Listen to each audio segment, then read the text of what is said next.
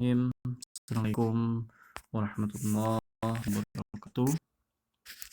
Innal hamdalillah nahmaduhu wa nasta'inuhu wa nastaghfiruh wa na'udzu billahi min shururi anfusina wa min sayyiati a'malina. May yahdihillahu fala mudilla lahu wa may yudlil fala hadiya lahu. Asyhadu an la ilaha illallah wahdahu la syarika lahu wa asyhadu anna Muhammadan abduhu wa rasuluh la nabiyya ba'dah. Rekan-rekan mahasiswa kelas Hukum Perdata Islam Indonesia, prodi program studi Hukum Keluarga Islam atau Ahwal Asy-Syakhsiyah Universitas Muhammadiyah Palangkaraya.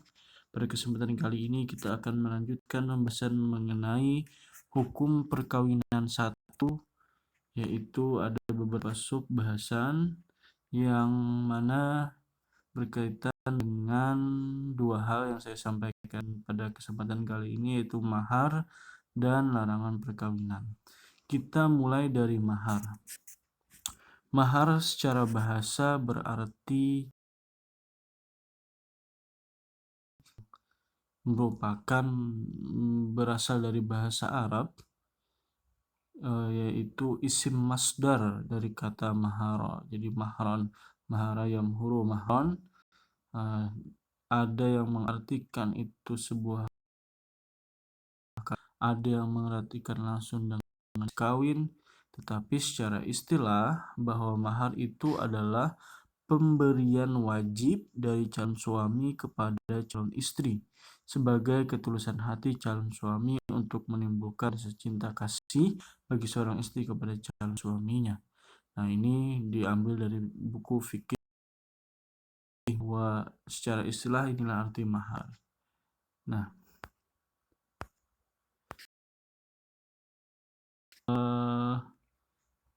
kita masuk kepada dalil mahar. Jadi mahar itu sifatnya bagaimana di dalam hukum Islam, kemudian diatur bagaimana di Perdata Islam di Indonesia. Jadi mahar itu juga dicontohkan dalam hal ini berdasarkan dalil-dalil yang ada, dan baik dari ayat Al-Quran maupun dari sunnah Rasulullah SAW. Kalau ayat Al-Quran salah satu yang spesifik menyebutkan tentang mahar yaitu Quran surah An-Nisa ayat 20 dan 21. Nah, di sini saya cantumkan satu saja, yaitu hadis yang mungkin beberapa kalian sudah mendengar hadis ini, yaitu berkenaan dengan Rasulullah SAW memerintahkan untuk memberikan mahar saat itu.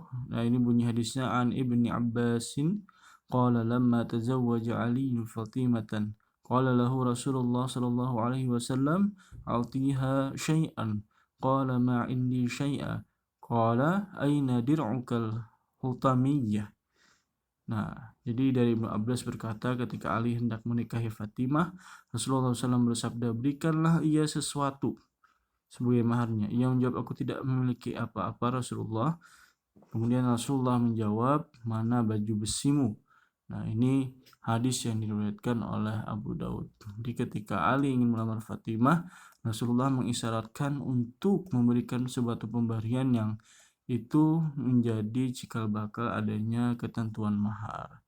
Nah, adapun juga yang paling masyhur juga hadisnya yang diriwayatkan oleh Imam Ahmad, yaitu tentang seorang laki-laki yang ingin menikahi seorang perempuan, yang dalam sabda Rasulullah itu beliau, carilah walaupun cuma cincin dari besi. Nah, itu anjuran dari Rasulullah atau sunnah dari Rasulullah SAW ini seyogyanya kita jalankan dalam hal ini berkenaan dengan mahar.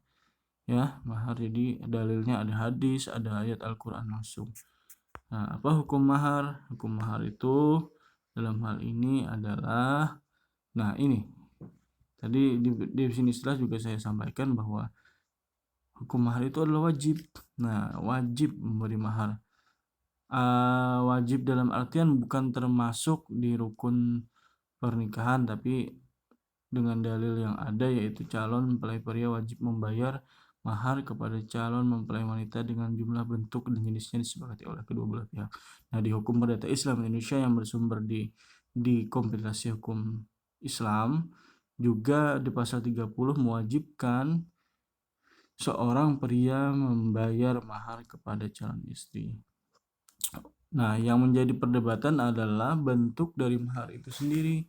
Apakah harus dalam hal ini mahar itu banyak, uang segala macam? Nah, Rasulullah SAW tadi memberi syarat, nah, bahwa dan dalam riwayat lain juga bahwa sebaik-baik wanita adalah yang maharnya ringan, gitu ya.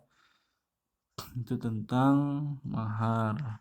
Jadi di kompilasi hukum Islam bahwa wajib hukumnya memberi mahar walaupun hanya jumlahnya sebenarnya kadarnya itu yang jadi perdebatan, banyak atau tidak. Nah, itu ya. Jadi hukumnya itu wajib.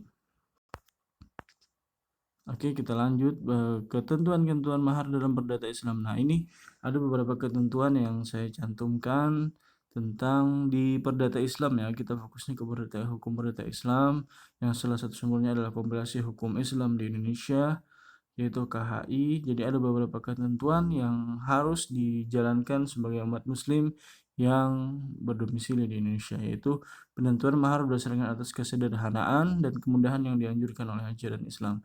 Nah, tadi yang riwayat hadis yang saya baca tadi bahwa sebaik-baik perempuan adalah yang ringan maharnya, itu adalah menjadi dasar di kompilasi hukum Islam bahwa penentuan mahar itu harus berdasar kepada kesederhanaan dan kemudahan. Ya. Yang kedua, mahar diberikan langsung kepada calon mempelai wanita dan sejak itu menjadi hak pribadinya. Nah, jadi ketika mahar setelah diserahkan kepada, dalam hal ini mempelai wanita, maka itu hak pribadi, maka si laki-laki, si pria tidak ada hak sedikit pun lagi untuk terhadap mahar tersebut. Nah, yang ketiga, penyerahan mahar dilakukan dengan tunai ya. Ada boleh dalam hal ini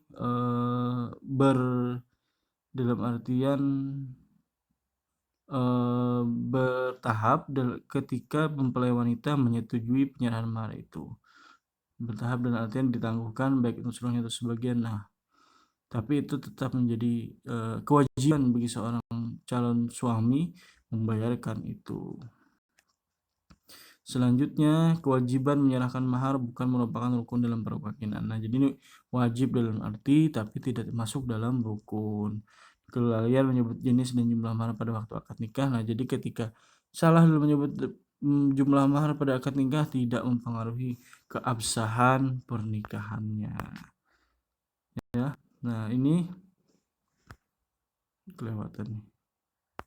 Nah, ini ketentuan-ketentuan mahar selanjutnya yaitu suami yang mentalak istrinya qabla al-duhul, artinya sebelum berhubungan badan sudah talak, wajib membayar setengah mahar yang telah ditentukan dalam akad nikah. Jadi ketika nikah kemudian ternyata terjadi perceraian sebelum adanya qabla al-duhul, artinya sebelum adanya hubungan suami istri, maka tetap si pria wajib membayarkan separuh dari mahar yang telah disepakati. Ya. Yang kedua, apabila suami meninggal dunia, kemudian juga dalam situasi qabla al-duhul, belum berhubungan suami istri, seluruh mahar tetap menjadi hak penuh istrinya. Yang ketiga, apabila perceraian terjadi qabla al-duhul, tapi besar mahar belum ditetapkan, maka suami wajib membayar mahar mitsil. Mahar mitsil ini adalah yaitu mahar yang tidak disebutkan jumlah dan kadarnya. Kemudian selanjutnya adalah apabila mahar hilang sebelum diserahkan, mahar itu dapat diganti dengan barang lain yang sama bentuk dan jenisnya, dengan barang lain sama nilainya, atau dengan uang yang senilai dengan harga mahar yang hilang. Yang kelima, apabila mahar yang diserahkan mengandung cacat atau kurang tetapi calon mempelai wanita tetap bersedia, artinya tetap menerima, maka tidak jadi masalah. Yang kemudian yang keenam, apabila istri menolak untuk menerima mahar karena cacat, maka suami dalam ini harus menggantinya. Jadi tergantung kepada kesediaan daripada sang istri menerima mahar tersebut. Nah, Jadi mahar itu dalam ini rekan-rekan mahasiswa menjadi sebuah kewajiban yang harus dilaksanakan baik di dalam hal ini sumber hukum Islam di hadis, kemudian di ayat Al-Quran telah memerintahkan untuk memberikan sebuah mahar. Begitu. Nah, itu yang diadopsi oleh hukum adat Islam Indonesia, yang dituangkan di kompilasi hukum Indonesia, kompilasi hukum Islam, maaf, KHI, yang juga mewajibkan adanya pemberian mahar ketika melaksanakan perkawinan atau pernikahan. Itu untuk mahar. Kita lanjutkan ke larangan kawin. Ini juga termasuk di kitab hukum perkawinan 1, yaitu larangan kawin. Nah, kenapa larangan kawin itu artinya adalah sebab-sebab terhalangnya seorang pria tidak boleh menikahi seorang wanita ini, begitupun sebaliknya. Nah, ada beberapa sebab. Yang pertama adalah karena pertalian nasab. Ini sudah jelas, ketika ada hubungan nasab dalam hal darah keturunan, maka tidak boleh pria menikahi wanita itu, begitupun sebaliknya. Apa saja yang pertalian nasab itu? Yang pertama, dengan seorang wanita yang melahirkan atau yang menurunkan atau keturunan. Jadi ibu ke atas maupun ke bawah tidak boleh ya pria itu menikahi. Begitupun sebaliknya, wanita terhadap seorang bapak ke atas sampai ke bawah turunannya tidak boleh menikah dengannya. Seorang wanita keturunan ayah atau ibu sama ya dengan seorang wanita saudara yang melahirkannya. Juga karena pertalian nasab tidak diperkenankan untuk menikah dengannya. Kemudian karena pertalian kerabat semenda. Semenda itu, ini contohnya satu, dengan seorang wanita yang melahirkan istrinya atau bekas istrinya. Nah, itu mertua atau bekas mertua tidak boleh dikawini oleh seorang pria ataupun dalam hal ini wanita dan sebaliknya.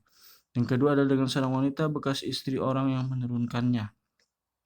Dengan seorang wanita bekas istri yang menurunkannya. Ya. Itu artinya ibu tiri. Ibu tiri misalkan tidak boleh cerai, tidak boleh ya. Kemudian dengan seorang wanita keturunan istri atau bekas istrinya, kecuali putusnya hubungan perkawinan dengan istrinya itu qabla ad-dukhul. Jadi ketika si istri ini atau seseorang cerai dengan istrinya, kemudian istrinya nikah lagi dan istrinya punya anak, maka anak itu tidak boleh kawin dengan bekas suaminya tadi, kecuali perceraian terjadi qabla al-dukhul. Nah, kemudian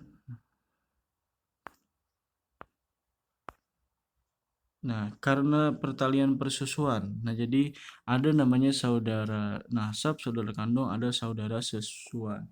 Mengapa ini menjadi sebab juga? Karena dalam hal ini air susu ibu atau ASI itu yang masuk ke dalam tubuh seorang manusia itu akan menjadi darah daging.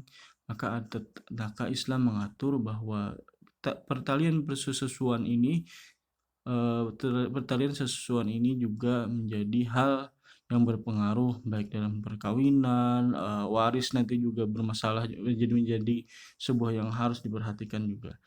Nah, jadi ini karena pertalian sesusuan ya. Ada beberapa, ada 5.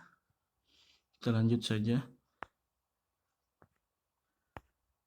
Kemudian karena sebab tertentu, ada beberapa sebab yang di luar 3 sebab tersebut, yaitu karena wanita yang bersangkutan masih terikat satu perkawinan dengan lain. Jelas ketika seorang pria ingin melamar atau menikahi seorang wanita yang menjadi istri orang lain, maka itu jelas diharamkan dalam hal ini. Kemudian seorang wanita yang masih berada dalam masa iddah dengan pria lain juga tidak boleh dinikahi. Kemudian seorang wanita yang tidak beragama Islam juga tidak boleh. Jadi menikahi wanita non muslim atau sebaliknya tidak boleh, walaupun dulu dalam hal ini ada ayat yang menyebutkan boleh menikahi ahli kitab, tapi sekarang jumhur ulama sepakat ahli kitab itu sudah dalam hal ini tidak dianjurkan lagi, karena persepsi dari ahli kitab itu sudah berubah zaman sekarang. Walaupun ada ulama yang masih memakai itu. Misalkan ada seorang pria menikahi yang non-muslim tetap dibolehkan, tapi itu sangat sedikit ulama yang pendapat seperti itu. Jumhur ulama adalah tidak memperbolehkan, termasuk di Perdata Islam Indonesia tidak boleh.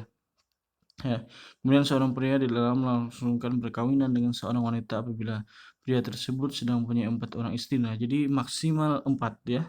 Maksimal 4 nih bagi yang mau poligami maksimal 4. Ketika lebih 6, 7, 8, 9 maka tidak diperkenankan. Kemudian yang kelima, dilarang melangsungkan perkawinan antara seorang pria dengan seorang wanita bekas istrinya yang talak 3 dan dengan seorang wanita bekas istrinya yang dili'an. Jadi ketika talak 3 tidak boleh menikahi bekas istrinya itu kecuali istrinya menikah dulu tanpa settingan, menikah dulu sudah layaknya suami istri, cerai baru boleh dikawini lagi. Kalau li'an itu adalah ketika suami menuduh istri berzina, ya itu namanya li'an, tidak dibolehkan juga.